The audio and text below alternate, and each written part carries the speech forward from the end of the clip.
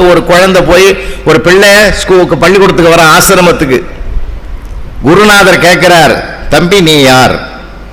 அந்த பையன் என்ன சொன்னான் பதில் தெரியுமா? அதை தெரிந்து கொள்ளத்தான் வந்தேன். என்ன கேள்வி, என்ன பதில்? நீ யார்? அதை தெரிந்து கொள்ளத்தான் வந்தேன்.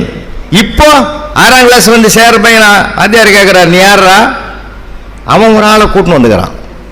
நான் யாருன்னு கேட்கிறார், சாரு சொல்றா. இப்ப இவன் யாருன்னு சொல்றது ஒரு ஆளை கூட்டின்னு வந்திருக்கான். சரி, கால மாற்றங்கள் எவ்வளவு ஆகி போச்சு பார்த்தீங்களா? ரொம்ப சிரமம். ஏன்னா ஒரு மனிதனை பண்படுத்தி பக்குவப்படுத்தி உலகத்துக்கு தருகிற இடம் கருவறையும் வகுப்பறையும் தான்.